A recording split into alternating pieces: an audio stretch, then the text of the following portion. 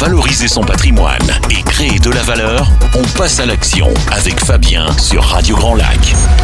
De retour sur Radio Grand Lac 92.1, ravi de vous rencontrer après cette pause estivale bien méritée où vous en avez bien évidemment profité pour réécouter toutes les émissions que nous avons effectuées au cours de cette année 2025 et puis vous en avez même également profité pour écouter celle de 2024.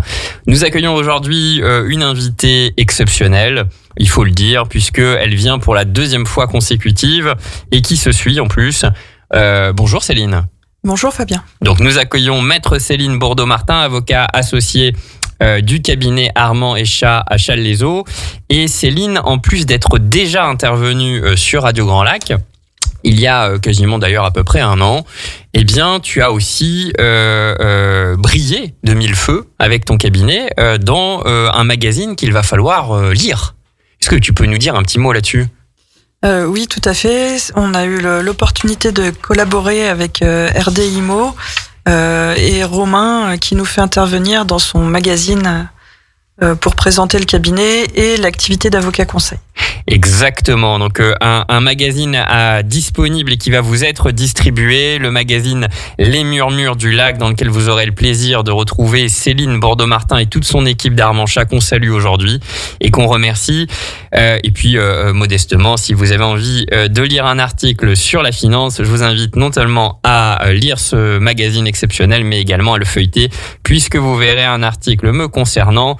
Pourquoi le cours de l'or pourrait battre ses records historiques. Et ça tombe bien, puisque c'était le cas il n'y a pas si longtemps que hier.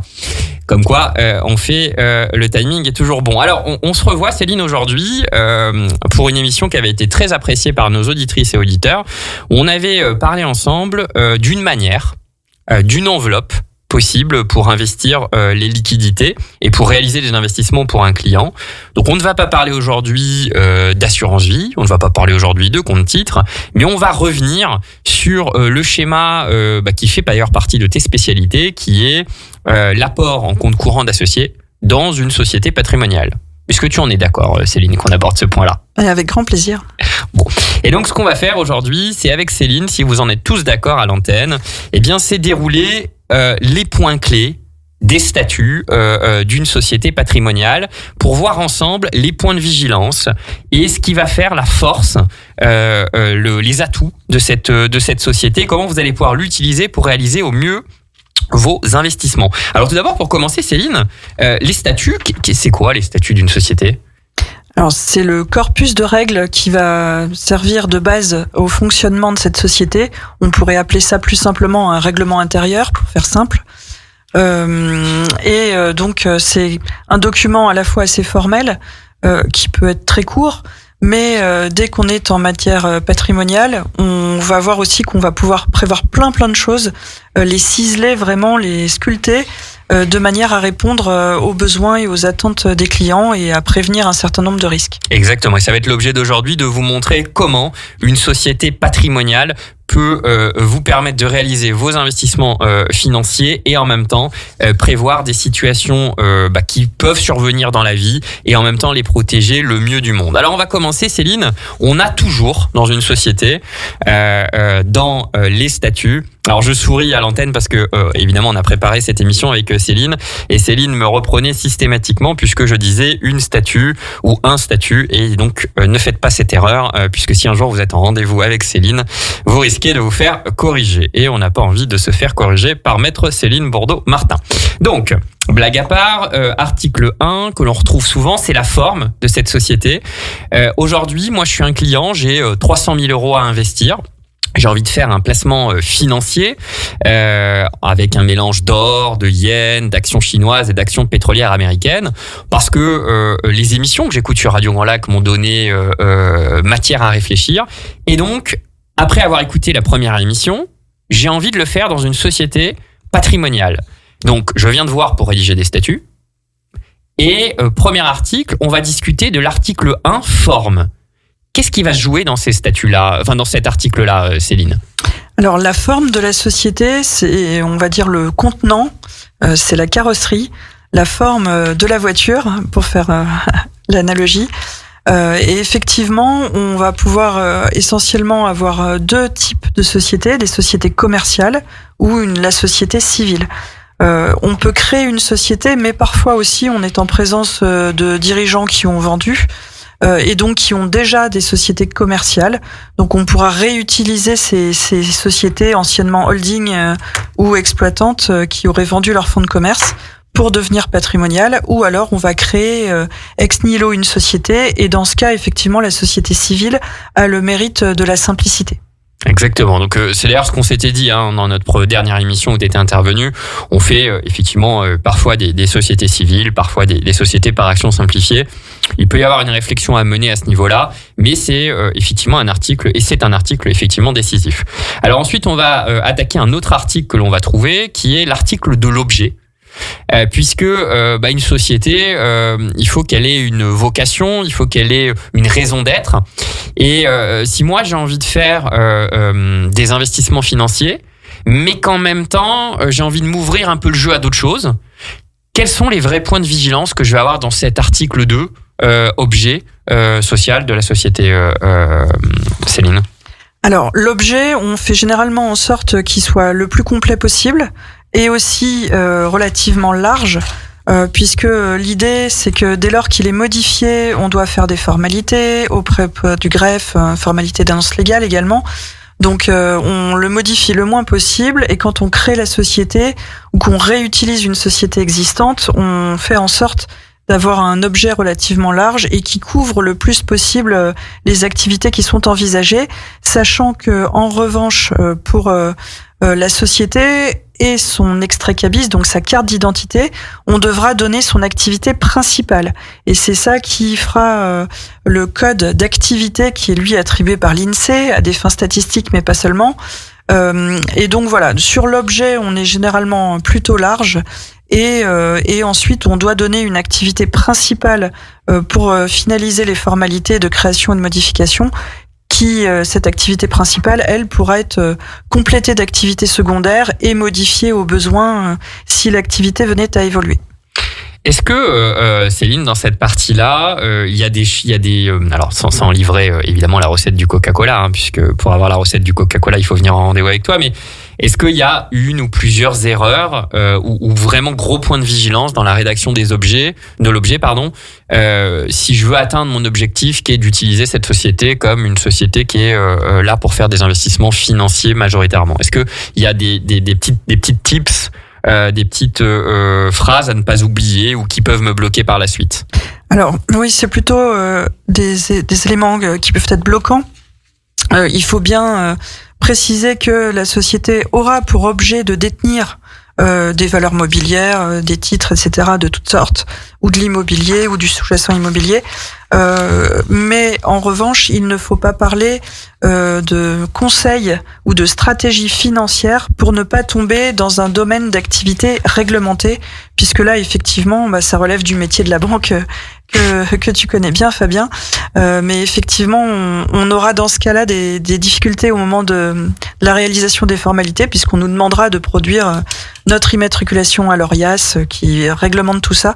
Donc voilà, on peut bien parler de détention et d'administration, mais en aucun cas de conseil et de stratégie dans ces domaines-là, puisque ça, c'est réglementé. Alors ça, c'est vraiment un point qui est très important parce qu'on est à l'heure de ChatGPT, on est à l'heure du copier-coller dans cette fonction de droit. Donc, lorsque on décide de construire la tirelire qui va détenir, qui va conserver vos liquidités, 300 000 euros, c'est une somme. Parfois, c'est beaucoup plus, mais 300 000 euros, c'est une somme. Évidemment, prenons le temps de vérifier que le petit cochon est bien uniforme. Prenons le temps de vérifier que la peinture est bien tombée. Donc cet article de l'objet, il est quand même décisif parce que si vous vous retrouvez à avoir un temps d'immatriculation plus long, voire éventuellement des embêtements par la suite réglementaires, eh bien c'est un peu dommage. Donc même sur des articles, on vient juste de faire 2 articles, même sur des articles qui peuvent sembler assez simples, au final, il y a du conseil, il y a de la réflexion, et évidemment, vous avez compris que Même si on va vous donner des conseils aujourd'hui, ce n'est évidemment pas une consultation juridique et fiscale et qu'il ne s'agit ici que d'agiter des idées en vue de vous permettre de vous faire votre propre avis. On continue. Cette société patrimoniale, on la constitue évidemment pour vous permettre de générer la rentabilité la plus élevée possible, mais aussi pour répondre à un certain nombre de stratégies patrimoniales. Et quand on dit stratégie patrimoniale, c'est pour prévoir des situations. Et il peut y avoir deux situations qui peuvent être assez claires. La première, ça peut être demain, vous constituez par exemple une société, exemple 1, vous commencez à vous constituer une société avec votre épouse, et vous êtes dans une situation de famille recomposée. Imaginons que pour une raison X ou Y, vous veniez à décéder. Se peut se poser la question de savoir, est-ce que vous avez envie que vos héritiers puissent rentrer dans la société, puissent intervenir dans la société, et peut-être que votre épouse n'a peut-être pas cette envie-là. Exemple 2 également, on va discuter plus en détail. Vous êtes une famille classique, vous avez une fille, et pour une raison malheureuse, votre fille prédécède.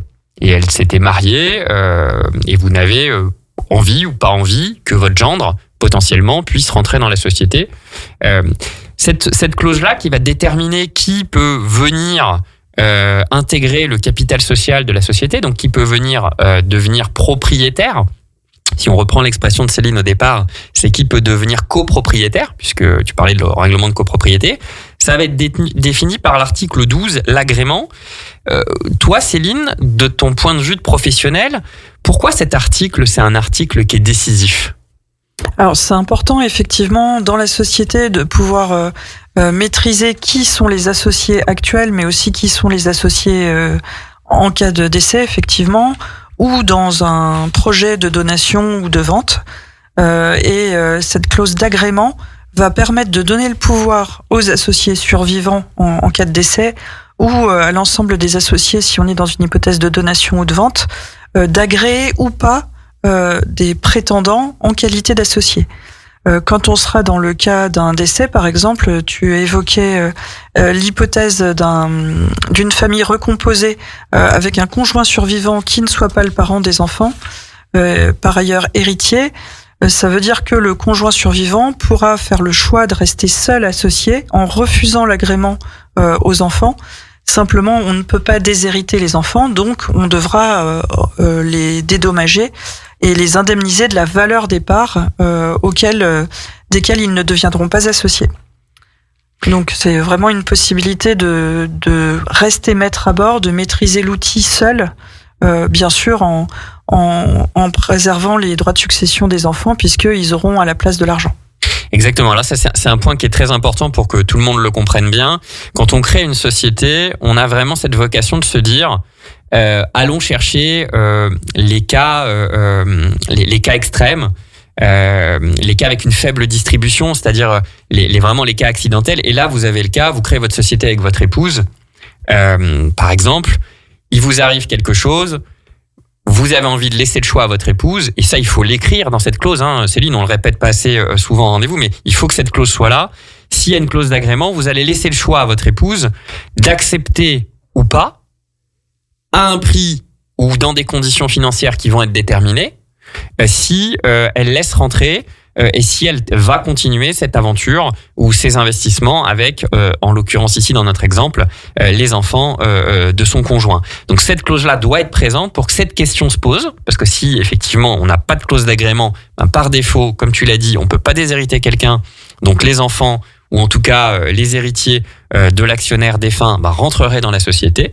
Et ce qu'on va pouvoir régler aussi dans cette clause d'agrément, c'est non seulement on dit il y aura un laissez-passer, il y aura une porte qu'on laissera la possibilité aux survivants d'ouvrir, mais on va également donner des conditions dans lesquelles il va se prononcer. Et là, Céline, est-ce que dans les conditions de la clause d'agrément, il y a une certaine latitude, et quels sont les éléments qu'aujourd'hui, toi, tu peux conseiller au mieux pour que cette clause d'agrément se situe positivement ? Bien sûr. Alors, la question sera le niveau de majorité requis pour cet agrément. Donc on peut imaginer une majorité simple quand on veut que les choses soient le plus souple possible, ou qu'on a un associé largement majoritaire. On peut aussi imaginer des niveaux beaucoup plus forts de majorité, et on demande parfois l'unanimité, ce qui donnera à l'inverse à un associé minoritaire toujours la possibilité de fermer la porte s'il ne souhaite pas voir quelqu'un devenir associé. Ok, c'est très clair. Céline, si tu en es d'accord, on va faire une petite pause et on reviendra sur les points clés de cette clause d'agrément qui est vraiment quelque chose de décisif, parce qu'une société, ça vit comme un être humain, et donc il faut qu'on soit bien calibré là-dessus. Et puis on enchaînera sur d'autres points, et notamment rester à l'antenne, puisqu'on va vous parler de la capacité de cette société à être un véritable outil de transmission, encore plus efficace que l'assurance vie et encore plus souple que l'assurance vie. Alors moi je serai vous, je resterai à l'antenne. Au cœur de la vie locale. Aix-les-Bains, Chambéry et Lac-du-Bourget. Radio Grand Lac. Les clés pour valoriser son patrimoine et créer de la valeur, on passe à l'action avec Fabien sur Radio Grand Lac. Vous avez bien fait de rester et d'écouter cette magnifique chanson, et nous allons continuer cette douce mélodie qui est rédigée dans les statuts d'une société patrimoniale, et nous allons conclure sur l'agrément. Vous l'avez compris, expliqué brillamment par Céline Bourdeau-Martin, avocate associée du cabinet Armand & Chat. Il est nécessaire d'inscrire cet article dans les statuts règlement de copropriété de votre société patrimoniale pour vous permettre simplement, vous en tant qu'associé, de contrôler avec qui vous allez continuer l'aventure. Et comme nous l'a dit Céline, il faudra bien faire attention à la rédaction de cette clause d'agrément, et vous assurer notamment que celui ou celle qui pourrait rentrer dans la société à la suite d'un décès, d'une mésentente ou autre, idéalement soit accepté, soit agréé, soit à l'unanimité des associés restants, soit éventuellement à la majorité suivant les situations et suivant la présence ou pas de minoritaires. Si tu devais conclure cet article sur l'agrément, Céline, qu'est-ce que tu aurais envie de dire ? Que c'est effectivement un article très important, puisque on a évoqué l'hypothèse de la succession, mais il peut aussi y avoir le cas de la donation ou le cas de la vente. Et donc cet article a vocation à s'appliquer dans toutes ces hypothèses. Exactement. Donc c'est une clause d'agrément qui permet de verrouiller tous les cas où il va y avoir un changement entre l'origine de la société. Vous avez créé votre société avec votre épouse, votre fille par exemple, et pour une raison X ou Y, cette configuration va changer. La clause d'agrément, c'est un garde-fou. Un garde-fou pour vous permettre, vous en tant qu'associé ou simplement les autres associés, d'avoir leur mot à dire sur qui pourrait rentrer dans la société. Et on peut être amené, comme l'a dit Céline, à avoir des personnes qui rentrent dans la société pour une mésentente, pour une cession, parce qu'à un moment donné, quelqu'un veut vendre ses titres, pour une succession ou même pour une donation. Et quelque part, c'est un garde-fou. Alors, puisque tu abordes la situation, des situations un petit peu extrêmes, c'est important de se dire...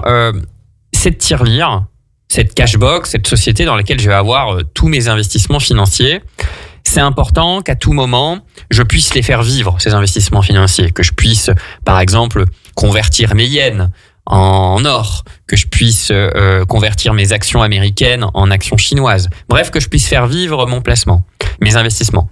Et qu'est-ce qui se passe dans une société si, en l'absence de rédaction de statut, le gérant ou même les différents actionnaires, Céline, se retrouvent dans une situation d'invalidité ou d'incapacité? Si on le disait de manière très triviale, que se passe-t-il s'ils font, avec tout le respect qu'on a pour lui, une Schumacher? Ouais, effectivement, c'est une situation qui peut s'avérer problématique, puisque dans ce cas-là, il faudra faire intervenir la justice pour désigner un représentant, donc soit un conseil de famille, soit dans des cas extrêmes de mise sous curatelle ou sous tutelle. Mais il est souhaitable de requérir un outil très efficace qui permet d'anticiper cette situation-là, qui est le mandat de protection future. Exactement, et c'est exactement, c'est un point très judicieux que tu soulèves. En fait, Céline, quel va être l'intérêt d'une société qu'on va retrouver notamment dans un article droits et obligations attachés aux actions. On le reverra d'ailleurs plusieurs fois, Céline, puisque dans tes statuts, tu le rappelles encore une fois, tu le rappelles souvent 2 à 3 fois. On va intégrer le fait que il est possible qu'à un moment donné, celui qui prenne les décisions soit pas en état de les prendre. Or, il faut qu'il y ait une société, il faut qu'elle vive, il faut qu'il y ait des décisions qui soient prises. Et là, Céline, qu'est-ce que tu... alors, peut-être avant de parler de ça, excusez-moi, je rembobine. Le mandat de protection future, c'est donner mandat à quelqu'un de prendre des décisions dans un certain cadre si cette personne-là, en question, venait à avoir des difficultés, notamment une invalidité ou une incapacité. Donc normalement, c'est plutôt un acte notarial, si tu en es d'accord. Et donc, cet acte notarial, pour éviter qu'il soit mal interprété, comment peut-on l'intégrer dans des statuts, justement ? Quel va être le lien entre cet acte notarial et cette société patrimoniale, Céline ? Alors effectivement, c'est bien de prévoir cette coordination, puisque le droit des sociétés est un droit spécial. Et à défaut de mention, on pourrait craindre qu'il y ait contradiction entre les statuts, si rien n'est prévu, et le mandat qui aurait été donné par ailleurs. Donc nous, notre préconisation, c'est de bien prévoir dans les statuts l'articulation du mandat, avec d'une part la qualité d'associé. Donc l'associé, c'est le propriétaire de parts sociales de la société, donc d'une partie du capital de la société, et qui a le droit de vote, qui a des droits financiers, et également le dirigeant, puisqu'on peut être associé simplement et ou associé dirigeant, gérant, président, directeur général. Et donc, il est important de prévoir dans quel cas s'applique le mandat. Et idéalement, nous, on essaie de faire en sorte que le mandat puisse jouer et pour la qualité d'associé et également pour la qualité de dirigeant. Donc ça, c'est un point qui est très important, c'est-à-dire qu'encore une fois, le sur-mesure, l'analyse, c'est se dire, ok, et la bonne coordination entre les conseils. D'ailleurs, encore une fois, petite parenthèse, je vous rappelle que dans cette émission, vous avez eu sur la question de la société patrimoniale et de l'apport en compte courant d'associés, donc l'utilisation d'une société patrimoniale comme un outil d'investissement. Vous avez eu Laurent Cartier de la société Magnien-Gécor qui est venu donner son avis en tant qu'expert comptable. Vous avez eu Maître Laurent Reynaud, notaire à Aix-les-Bains, de l'étude éponyme, qui est également venu donner son avis. Et vous avez aujourd'hui, pour la deuxième fois, Céline Bourdeau-Martin, avocate associée. Donc, c'est aussi pour vous montrer que cette société-là, pour être bien faite, faut qu'elle soit faite avec une coordination des conseils, mais aussi que ça demande un petit peu de réflexion et un petit peu d'analyse. Donc ça, on voit le point important. L'idée, c'est qu'effectivement, on puisse prévoir cette situation-là. Alors, on va continuer dans les autres situations. Le sujet, c'est je crée ma société, Céline, avec mon épouse. Et malheureusement, au cours de ma vie, je me retrouve après décédé. Mon épouse accepte très largement l'arrivée de nos enfants dans la société, puisque ce sont des héritiers. Et donc ma femme se retrouve, imaginons que j'ai une fille unique, elle se retrouve usufruitière, pour faire simple, de mes parts. Donc sur 50% de mes parts, elle est usufruitière.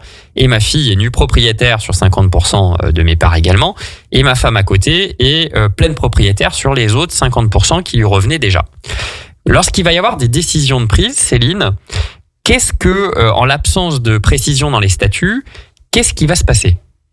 Alors, effectivement, pour se répondre à cette question-là, on regardera la forme de la société. Si on est en présence d'une société civile, les droits de l'usufruitier sont généralement résumés à l'approbation des comptes et l'affectation du résultat, et tous les autres droits de vote reviennent aux nus propriétaires. Sur des sociétés de forme commerciale, la répartition se fait plutôt en fonction de la nature des décisions. Les décisions ordinaires qui ne modifient pas les statuts reviennent à l'usufruitier, ce qui est un peu plus large que dans le cas de la société civile. Et les décisions extraordinaires qui vont modifier les statuts reviennent aux nus propriétaires.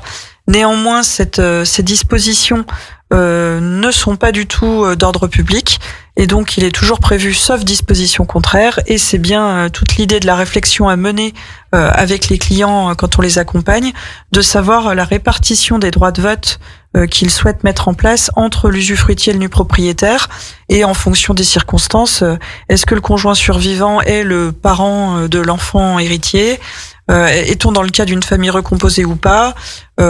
Si on a plusieurs enfants, quels sont les liens et la répartition du capital entre eux. Voilà, c'est vraiment des choses qu'on va pouvoir prévoir pour répondre au cas par cas à la demande du client.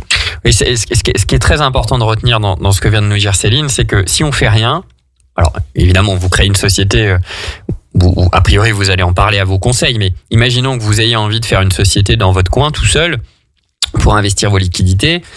Petit point, petit chose trappe, si vous faites rien, par défaut, quelle que soit la forme de la société, si on résume ce que vient de nous dire Céline, la balle, elle aura tendance à tomber toujours du côté du nu propriétaire. Donc, dans la majorité des cas, ça veut dire la balle aura tendance à tomber du côté de vos enfants. Est-ce que vous avez envie de créer cette société pour que ça soit vos enfants, quel que soit leur âge d'ailleurs, qui soient les principaux décisionnaires sur la société pour toutes les décisions? Est-ce que c'est le cas? Si c'est le cas, tant mieux. Si ce n'est pas le cas, la possibilité qu'offre la société patrimoniale, et comme l'a très bien dit Céline, et en plus le code civil, c'est d'aller avoir une vraie flexibilité, une vraie souplesse sur les droits de vote de l'usufruitier et du nu propriétaire, et on pourra très facilement attribuer la totalité des droits de vote à l'usufruitier pour lui permettre, dans notre cas par exemple votre épouse ou quelqu'un d'autre, lui permettre assez facilement de prendre les décisions qu'elle le souhaite et de gérer la société tout en laissant le nu propriétaire informé à tout moment. Mais c'est important de se dire que si on fait rien, quelque part, la balle peut ne pas tomber du côté que vous souhaitez. Et l'idée, c'est de se poser la question. Et comme l'a dit Céline, diagnostic, on se pose la question, est-ce que ça vous convient? Et ensuite, on modifie les statuts de manière à ce que ça puisse vous le permettre. Ça peut être un décès, mais ça peut être aussi, Céline, une donation. Parce que vous pouvez avoir envie d'anticiper la transmission de cette société. Imaginons, vous ayez une société de 500 000 euros. Ça correspond à peu près, avec une rémunération complètement à titre indicatif et simplement pour l'exemple de 8% par an, ça vous permet de générer sur 500 000 euros à peu près 40 000 euros d'intérêt par an. Bon. Vous pouvez estimer que ça vous suffirait pour compléter votre retraite ou pour en avoir une et que vous souhaitez qu'à terme de votre décès, ces 500 000 euros reviennent à vos enfants. Donc vous voulez organiser en amont la transmission, puisque Céline, il peut y avoir un intérêt à faire une donation avec réserve d'usufruit si je suis relativement jeune. Est-ce que tu peux nous dire un rapide mot dessus ? Oui, tout à fait, puisque effectivement, il y a un barème qui va s'appliquer pour l'application des droits de donation et qui dépend de l'âge de l'usufruitier. Donc, plus on envisage de transmettre son patrimoine jeune, plus c'est avantageux fiscalement et donc économiquement. Exactement. Donc, pour vous donner un exemple, vous avez envie de transmettre le patrimoine au début de votre retraite. Par exemple, vous avez 59 ans. Cette société-là, vous pourriez la donner, donc payer des droits de donation sur une base non pas de 500 000 euros. On fait des calculs très cote mal taillés, mais de l'ordre de plutôt 250. Donc, ça fait tout de suite 2 fois moins de droits de succession. Donc, ça peut être intéressant. Et là, vous allez pouvoir générer des compléments de revenus. Vous allez pouvoir profiter de ces compléments de revenus pour compléter votre retraite et vous aurez transmis la société. Mais vous pouvez vous poser la question de vous dire oui, mais je veux rester le seul patron dans cette société. Et là, forcément, ces statuts ici vont nous permettre d'attribuer la majorité des droits de vote à l'usufruitier. Si tu le veux bien, Céline, on va rester sur cette question de capital dit démembré. Donc pour que vous compreniez la suite et que on reste ensemble à vocation d'exemple, j'ai aujourd'hui une société patrimoniale. On va prendre une société civile. J'ai 50% du capital, j'ai 90% du capital qui est démembré. J'ai conservé l'usufruit. 90% est en nue propriété à ma fille unique et j'ai conservé 10% en pleine propriété. Je suis très content puisque je peux prélever des compléments de revenus en ponctionnant sur mon compte courant d'associé, confère notre dernier échange. Mais je me pose la question si un jour j'ai envie de prendre des dividendes. Est-ce que Céline, ce schéma-là, c'est-à-dire d'avoir démembré mon capital, d'avoir anticipé une transmission, quel impact ça a aujourd'hui sur les distributions de dividendes ? Alors, effectivement, ça a un impact, pas sur le résultat courant, pas sur le résultat de l'année, puisque lui, par nature, il revient à l'usufruitier, on a les fruits de la société. En revanche, on se pose la question lorsqu'on distribue les résultats des années antérieures qui n'auraient pas été prélevés, ce qu'on appelle les réserves. Et sur ces réserves, on a une jurisprudence assez récente, mais qui se confirme au fil des décisions, qui dit qu'effectivement, qui reste favorable à l'usufruitier et qui dit que les droits du nu propriétaire ne peuvent s'exercer sur ces réserves que sous le quasi-usufruit de l'usufruitier. Donc ça veut dire que même si on venait à distribuer un dividende qui soit des réserves, ça reviendrait dans la poche de l'usufruitier avec liberté pour lui d'utiliser ces sommes, mais à charge de les restituer au plus tard au moment de sa succession. Exactement. Donc, ce qu'il faut garder en tête, c'est que dans ce schéma de la société civile par rapport au compte courant d'associés, dans la précédente émission et dans les précédentes émissions, vous avez compris que majoritairement, ce qu'on allait faire, c'est ponctionner sur ce compte courant d'associés. Vous apportez 500 000 euros en compte courant d'associés dans une société civile. Chaque année, vous allez ponctionner à hauteur des intérêts générés, par exemple 40 000 euros, pour vous constituer un complément de revenu. Ça, c'est votre première option. Peut-être qu'à un moment donné, vous aurez ponctionné la totalité de votre compte courant d'associé et que vous n'aurez plus ces 500 000 euros. À ce moment-là, vous allez vouloir vous distribuer des dividendes. Ce qu'il faut retenir de cet échange, c'est que même en ayant transmis le capital à vos enfants, même en ayant anticipé le paiement des droits de succession, vous pourriez continuer à prélever des dividendes et à percevoir des compléments de revenus malgré cette transmission. Tout à fait, Fabien. Alors Céline, nous approchons de la fin de cette émission sur un schéma que tu affectionnes particulièrement puisque tu aimes faire du sur-mesure comme le cabinet Armanchat, mais en particulier toi sur les stratégies patrimoniales. Quel est le point que tu croises souvent lorsque tu mets en place ces schémas de société patrimoniale que tu aimerais partager avec nos auditoires? Donc c'est une question libre, et je sais que par exemple la question de la révocation et de la protection du gérant ou du président, c'est quelque chose qui t'intéresse, donc c'est question libre sans être libre, du coup. Non, je vous laisse le choix du sujet, mais c'est quand même moi qui vous l'impose. Ça me va. Effectivement, oui, c'est aussi la spécificité d'une société par rapport à une assurance vie ou un compte titre en direct, c'est qu'il y a deux notions. Il y a les associés qui sont les propriétaires du capital et le dirigeant qui est vraiment le pilote dans l'avion. Et il n'y a pas forcément d'identité entre l'associé et le dirigeant. D'ailleurs, on peut être dirigeant non associé.